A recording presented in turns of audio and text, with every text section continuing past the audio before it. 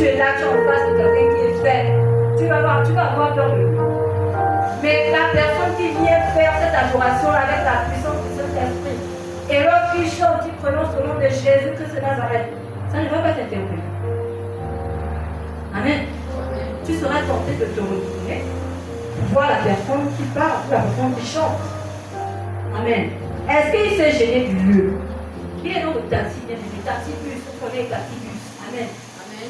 C'est au moins 12 personnes. Amen. Allez la surcharge. Et il commence à adorer. Pour ceux qui sont sensibles, ils vont commencer à battre des mains. Amen. Ils vont commencer à battre des mains. Pour ceux qui connaîtront le cantique, ils vont chanter avec nous.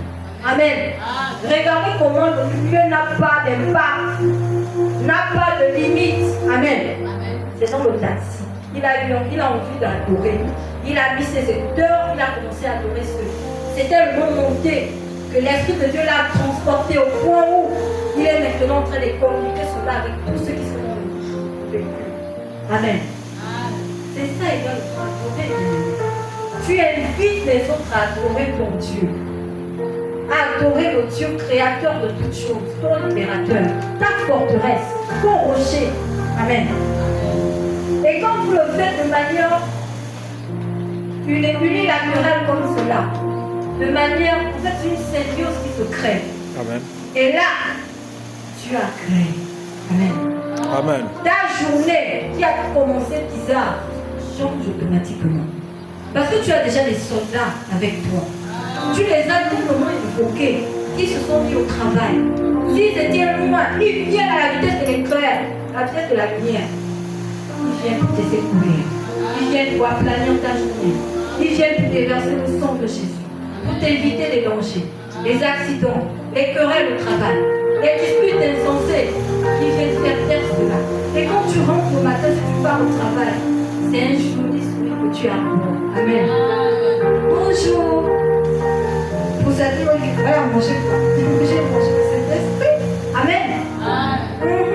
J'ai bien consommé. J'ai reçu une adoration parfaite et je l'ai aussi adoré. Amen.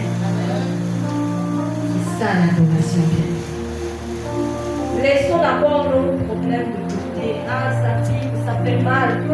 Ça fait mal. Oui. C'est lourd. Oui. Mais mettons ça d'abord de côté. Amen. Je me crie, loué soit l'Éternel. Il n'a pas marre votre retraite. Bien aimé, le lieu a un impact, c'est vrai.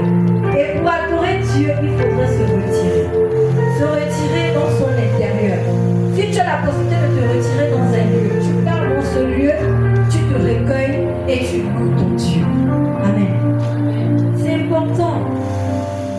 Oui, quelquefois, on peut faire des adorations spontanées. Un peu comme celle que j'ai décrite tout à l'heure dans le taxi-bus. Mais il y a également l'adoration où tu peux être en intimité avec ton Dieu. Amen.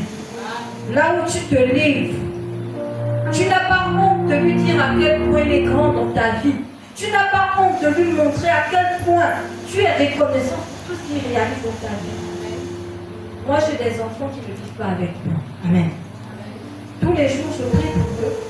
Et lorsque je me réveille, je n'ai pas une nouvelle inquiétante. Je bénis l'Éternel parce qu'il écoute mes prières, il m'exauce. Amen. Ils ne sont pas avec moi, mais ils sont sous la protection de Dieu. Parce que lorsque je prie, je demande à ce qu'il préserve mes enfants.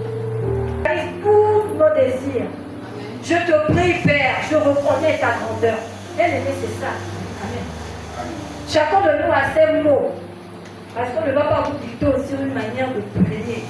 Mais tu trouves des mots justes. Amen.